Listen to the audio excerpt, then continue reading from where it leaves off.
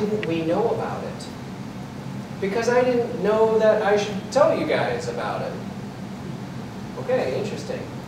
Now there's a process improvement to make sure that customers know. But when you're planning these kinds of maintenance events, you got to make sure your account manager knows. It's up to your account manager, and we'll make sure that somebody's there in the event of an emergency. Right. So, you know, and that they thought the issue was support. It wasn't support. It really wasn't about support. So, you know, the whys can really take you into some funky directions. Usually the customer complains about the symptom. In that example, support. And if you were just doing your text analytics and just doing your histograms, your counts, you'd say, here's a negative for support. One more reason why our support sucks. Right? 9 times out of 10, it's not support at all. Those guys work hard. They're on the phones. They're working with difficult issues. 9 times out of 10 is not their problem at all. It's some upstream expectation or some upstream problem that is impacting them, getting the customer to say, experience the symptom of support sucks. So anyway, so that's a little bit on 5 whys.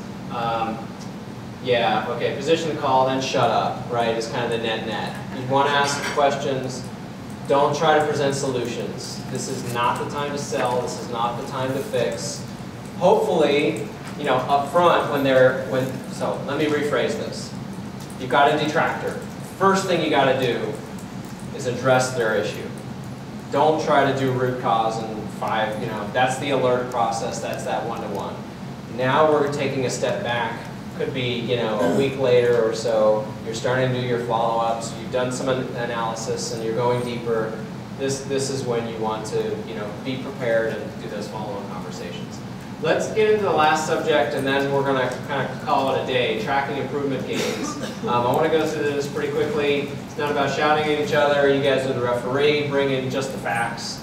Get it done. We talked about the 3 V's. You don't have to use 3 V's. I happen to feel like it's easy to remember. Value, volume, and velocity in terms of sales increases.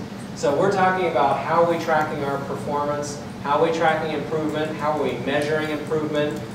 You know, it's hard to measure market share. It's hard to measure loyalty in terms of the real benefits. These are easier things to measure, and these are the things that the business executives will care about in terms of moving the needle. You can also measure these secondary benefits, like word of mouth. Actually, in some businesses, maybe these aren't secondary at all, right? Some companies, like you know, cost to serve. We talked about cost to serve might be your primary metric. DSO, daily sales outstanding. Promoters pay faster, maybe. Right? Could be. Or maybe you can put some extra, you know, incentive to get to promoters to pay faster than detractors. Right? That's worth money. You can calculate the value of that faster pay cycle. So there's a lot of ways to, you know, to put these metrics together and start thinking about, you know, the KPIs that matter to the business. The word of mouth impact, this is something that you might want to do, but probably is not required. It starts to get in, again, it's kind of the difference between promoter value, detractor value, and average customer. So here's what these guys, what we helped them do, was establish the incremental value of a promoter versus the negative value of a detractor. And there are some assumptions based in here, but we asked their customers, okay, so you say that you're very likely to recommend. Have you recommended? So we then established how often do promoters promote? How often generally do they promote? Detractors, negative word of mouth. How often are they talking poorly about us in the marketplace? Then you make some assumptions, and there's been a lot written about this. How many positive reviews does it take to overcome a negative review? Or how many positive word-of-mouth references does it take to overcome one negative? There's been a lot written about it. Depends on your industry. You can do a little bit of research, asking some of your customers. 4 to 1, 6 to 1. If you're interested in reading the research, I can forward you some links on, you know, where some of this research has been done. You can see if it's applicable for your business. And then, again, swags, make assumptions. I think we can all relate to some of these assumptions. But then you can look at essentially, well, okay, so how many leads are we generating on a regular basis? What's the conversion rate? What's our conversion rate? And for every detractor, we know we're destroying a certain amount of value. For every promoter, we know we're creating some. But because of the fact that it takes, in their business, 6 to 1, so we assume 6 positive referrals for every negative, right? Because this was actually more of it was a consumer software company. Consumers reading the reviews online look like detractors, on average, actually are worth less than what they spend. They are destroying more value than the company is taking in. So the company had a couple of choices. Either try to convert the detractors or don't go after that portion of the business anymore. Don't go after that market, right? Do something different because the detractors are just killing them. Now your business might vary, right? Your business could, where the math could be different, right? The incremental value of a promoter is not that much relative to that negative value of a detractor. So it can help, again, those business execs decide where they might focus their next market opportunity. There's obviously a lot more here than time allows, and I know we're feeling a little bit, maybe a little bit tired. There's been a lot written on this. Drop me a note, and I'd be happy to follow up with some of that research. KPIs versus metrics. So we're talking about tracking improvement. So we probably all know when you're at the top of your game, when you're doing great, it's harder to do better. Right? If you're already getting an A, it's pretty hard to get an A+. But if you're getting an F, it's easier to get a C. Right? I mean, you probably don't have to do a whole lot. So, your rate of improvement compared to how your scores go. So if you're thinking about target setting, just, kind of know, depending on where you are, you might think about what realistic targets are. But when we're talking about target setting, I personally prefer kind of the bottom-up measure, or the bottom-up method of target setting. So people always ask us, hey, Waypoint guys, all right, so for this portfolio right now, our Net Promoter Score on average is 60. We've got 40% of our respondents are, we've got 80% of our respondents are promoters. What should our target be, right? What should our Net Promoter target be? And so what we would do is kind of this bottom-up approach, which is, well, where are the detractors coming from? Where are the non-promoters coming from? What's it going to take to improve? How much time is it going to take to improve? Then let's set our targets according to that. What we see most companies do, though, is to say, well, our Net Promoter Score right now is 80. We're going to be 90 by next year. Right? I mean, some executive just says, yeah, we're going to improve, right? And then everybody scrambles to game the system, and guess what? You'll hit 90, but you'll probably erode market value when you do it. So kind of that bottom up can be much more effective, where you're really looking at, and again, it doesn't have to be time consuming. You've done your research, you've established the key drivers, done some of your financial linkage work, you've understood, you've done your follow-up root cause interviews where you understand, what could be creating detractors, and then you can see, well, is this, boy, do we need to hire 50 people to better man the phone lines to improve our staffing, or is there just a little bit of training that we might need to deliver, right? So I have a question. So those of us that were in the session in this room before this one, the morning session, didn't we hear exactly the opposite, that you should focus on your promoters? Yes. And if you focus on your promoters, it'll drag the passives into the promotion category, and it'll also drag. Did we not hear that? I just want to make sure I'm not right. And I don't think it was drag. I think it was, you can then easily apply what you're doing right with your promoters to the passives. Okay. But he did say also to fix the detract. What's going on? You have Fix to it quietly. Quietly. Right. Right. So we want to, yes. So you want to get your promoters to promote, and I completely agree with that. Was that Dr. Rhodes that said that? Yeah, I totally, right? The promoters are an untapped asset in most companies. We want to leverage those guys. Sell, we've seen some clients do what they call 10 walls. Every time you get a customer response that's a 10, or now stick it up on the wall, right? It's really motivating. Focus on the 10s. Don't focus on the zeros and the bad scores. The contrast between the two is, can give you a lot of insight. But you know, if you're thinking about making improvements, those loyalty improvements, you do need to implement the improvements that will fix the bad experiences. And you need to know what the root cause is. You need to know what it's going to take to improve it. How long is it going to take for that improvement to stick? And then you can set a realistic target for where you think you can go, right? That would be my advice with regards to target setting.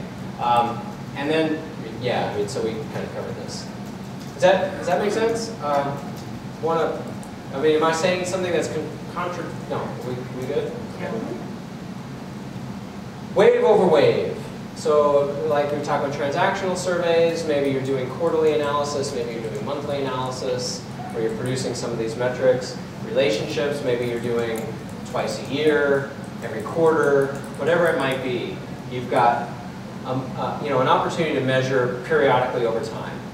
One of the metrics that we really like is the change in the percentage of promoters in your business. Right? How many promoters do we have? So we've got, the way that would go this is this sort of A times B times C. You've got 100% of your install base. Did we get feedback from 100% of our install base? Right? So how many did we invite? We invited 50% for this wave. Second wave, maybe we do the other 50%. So for that second wave, now we're able, okay, now we've surveyed 100% of our business. What response rate did we get?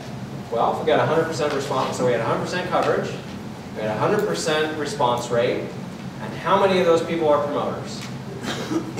A times B times C, right? We've identified that we've got 100% of our business are promoters, they love us, right?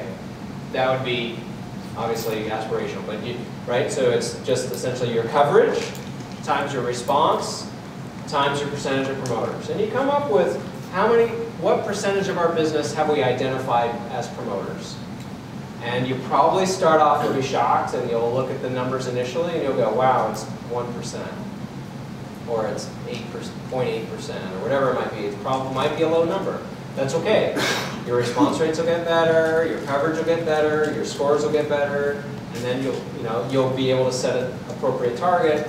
The change in the percentage of promoters in your business. If we can move from 1% that we've identified to 5%, that's a 500% improvement. Right? Measuring those deltas become a little bit more interesting than just measuring the distinct change from 0.8 to 0.85, perhaps, right? You can get more interesting on measuring that percentage. And then, don't forget the incremental value of a promoter, right? Because now we've measured how many promoters do we have in our business? What percentage of our business are promoters? People who love us. What's the incremental value of a promoter? Let's put the two things together. And now we get a loyalty picture, right? Where's that opportunity next wave, right? Where's that opportunity wave over wave, and how are we measuring our improvement? We're measuring our improvement in financial terms. We're showing not only that are we increasing the average value of a customer for a given portfolio, but we're actually creating more of them. And that's where, when you can really show the business that this program is not a cost center. This program is a strategic imperative. And it is the strategy. It is the key driver of the business. If they look at it, they want to use it that way. Questions? Thoughts? Makes a lot of sense. All right. Pretty straightforward. I think these are two killer KPIs. Oh, the picture of the scale, by the way. Is anybody familiar with this quantum scale? I always hesitate to talk about scales a little bit, but you step on it's a scale. You weigh yourself, and you step on the scale one time, and it establishes your baseline weight, and then every time you get on, it shows you the change in your weight. So, what's that? I said that's a scary thought. So you have a target. You want it to stay at 0, right? I mean, I think it's much more interesting, in my opinion, to measure the change than to measure the actual numbers. It's more motivating, it's more real time, it does well for everybody. So don't think about actual numbers, think about the change. Right. A couple other things, and then we're going to wrap up. So We keep saying that. B2B versus B2C. Pipeline, all right, this is an interesting chart. Where do I allocate my resources?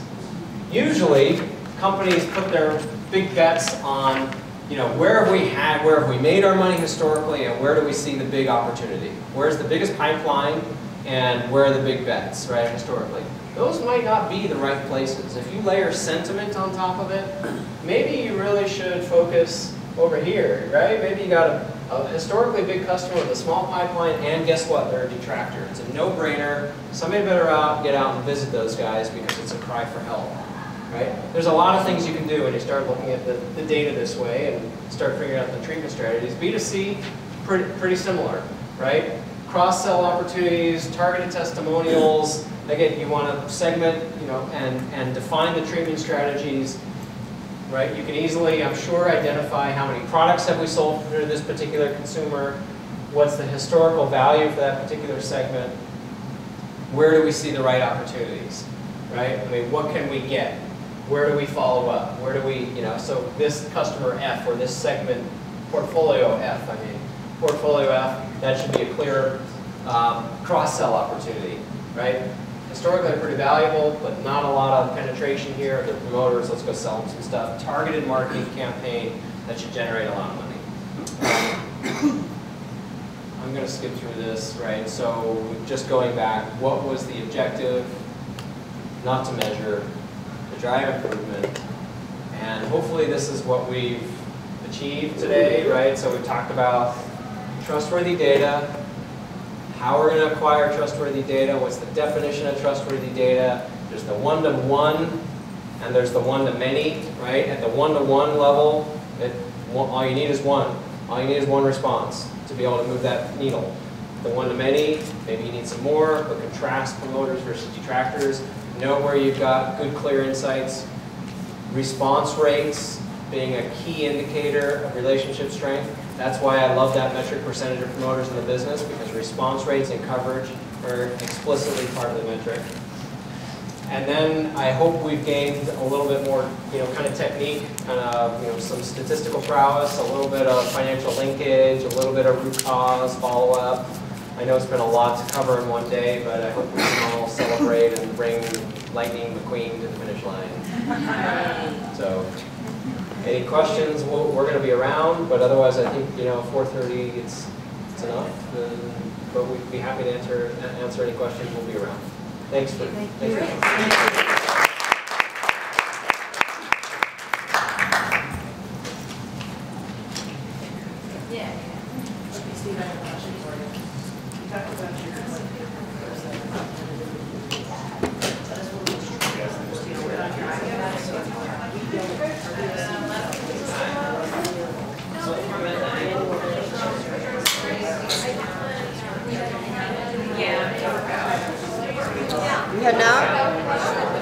I'm staying. I got another hotel. I'm staying for the weekend. Great. That'll be nice. Where are you from? Baltimore, Maryland. Oh, good. Here, I'll give you one of our cards in case anything comes up. Yeah. I haven't used the Legion